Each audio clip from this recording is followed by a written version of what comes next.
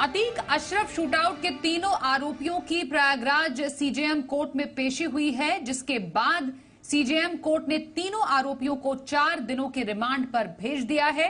तीनों आरोपियों की रिमांड यूपी एसटीएफ ने कोर्ट से मांगी थी। रिमांड की मांग अब मंजूर हो चुकी है, तो 4 दिन की पुलिस रिमांड पर तीनों हमलावर भेज दिए गए हैं। शूटर सनी, अरुण और लवलेश जो है उनको ये 4 दिन की रिमांड मिली है अतीक अशरफ हत्याकांड पर। इस खबर पर लखनऊ से हमारे साथ जुड़ रहे हैं संवाददाता नीतीश पांडे। नीतीश, जानना चाहेंगे सीजेएम कोर्ट में आज क्या हुआ? 4 दिन की रिमांड मिली है ये तमाम शूटरों को। निश्चित तौर पे जिस तरह से इस पूरे घटनाक्रम के बाद अगर बात करें तो आज ये तीनों शूटर कोर्ट में पहुंचे और कोर्ट में पहुंचने के साथ आज 4 दिन की रिमांड मिली और जब रिमांड मिली तो उसके बाद इन्हें पुलिस लाइन ले जाया गया। लेकिन ये 4 दिनों की जो रिमांड है ये अहम राज उगलवाने में मददगार साबित होगी, क्योंकि जब अतीक और अशरफ की हत्या हुई उसके बाद तमाम तरह के सवाल सबके मन में हैं और जो जांच एजेंसियां हैं वो कई बिंदुवार पर जो सवाल है उनको पूछना चाहती है। अगर बात करें तो इस हत्याकांड के पीछे कौन है, आखिर कौन था जो अतीक के इस कदर पीछे था कि पुलिस और प्रशासन की अभिरक्षा के बाद भी उसकी निगाहें अतीक को तलाश रही थी, ये सारे बड़े सवाल हैं। और कौन ऐसा बेखौफ अपराधी है जो पुलिस अभिरक्षा के बीच में भी अपने शूटरों को भेजकर अतीक और अशरफ की हत्या करवा सकता है, ये बड़े सवाल है। इसके साथ ही कई ऐसे सवाल है, आखिर क्या अतीक और अशरफ की हत्या की मौत जो सबसे बड़ी वजह बनी वो ये तो नहीं कि जो उसका पाकिस्तान कनेक्शन था, क्या असलहा तस्कर से जुड़ा हुआ तो मामला नहीं था, क्या किसी बड़े बिल्डर से पैसे के लेन देन को लेकर कोई कहा सुनी थी जिससे बिल्डर ने इसके अतीक और अशरफ की हत्या करा दी है, ये सारे बड़े सवाल हैं। और अब जो शूटर जिनको रिमांड पर लिया गया है इस हत्याकांड के बाद, अब उनसे पूछताछ की जा रही है और देखना यह होगा कि जो अहम राज इनसे उगलवाती है एसटीएफ और पुलिस की टीम वो क्या होते हैं। जी बिल्कुल नीतीश, 4 दिन की रिमांड पर तो शूटरों को भेज दिया गया और आपने जैसा बताया कि 4 दिन काफी ज्यादा महत्वपूर्ण भी है, पर क्या ये मुमकिन है कि पुलिस रिमांड आगे और बढ़ाने पर जो है वो पुलिस जोर करेगी जिससे कि और भी कड़ियां जोड़ी जा सके?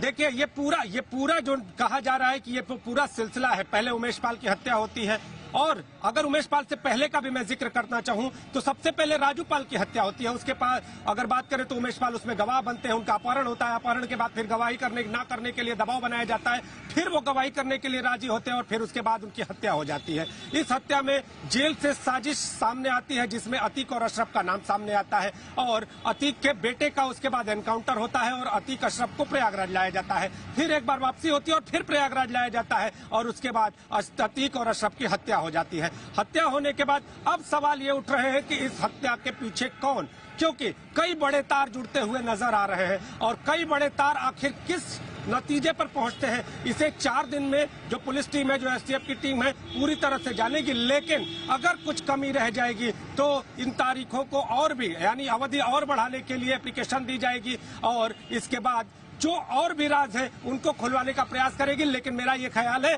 कि 4 दिन में जो पुलिस और एसटीएफ की टीम है 4 दिन काफी होते हैं जो अहम राज उगलवाने के लिए इस तरह के जो अपराधी है, क्योंकि जिस तरह ये जो अपराधी हैं इनका आपराधिक इतिहास जरूर रहा है उसमें कई शूटरों का, लेकिन जो 3 शूटर हैं उसमें कहीं न कहीं जो इस तरह का कि हम अगर जबान न खोलेंगे या फिर अपने अंदर कुछ दबा के रखेंगे ऐसा कुछ सामने जो नहीं आया है। लेकिन अब ये देखना होगा कि जब एसटीएफ और पुलिस की टीम रिमांड पर लेती है, इनसे पूछताछ करती है तो वो कौन से राज हैं जो ये उगलते हैं। कई बातें हैं और कई बातें चर्चा में भी है। लोग ये कहते हुए नजर आ रहे हैं कि जो एसटीएफ ने जिस तरह से पिछले दिनों जांच शुरू की उस जांच में कई लोगों के अपने नाम खुलवाने के भी डर थे और उन लोगों ने इनकी हत्या करा दी। कई ऐसे कह रहे हैं कि कुछ अतीक के दुश्मन थे जिन्होंने मौके की तलाश की और ये मौका उनके लिए सही बैठा और उन्होंने हत्या करा दी। कई लोग ऐसे हैं जो इस हत्याकांड का कनेक्शन पंजाब से जोड़ के देख रहे हैं, कई ऐसे हैं जो इस हत्याकांड को पाकिस्तान कनेक्शन से भी जोड़ के देख रहे हैं जहां से अवैध हथियार मंगाए जाते थे। तो अब ये देखना होगा कि आखिर इन शूटरों के पीछे कौन है और शूटर इस बारे में कौन से अहम राज उगलते हैं। जी बिल्कुल, तो अतीक अशरफ की हत्या के पीछे कौन, शूटरों की 4 दिन की रिमांड मिल गई है पुलिस को और उसके बाद अब कई राज खुलेंगे और यही कोशिश रहेगी पुलिस की भी इन 4 दिनों में। धन्यवाद करेंगे नीतीश पूरी खबर के लिए।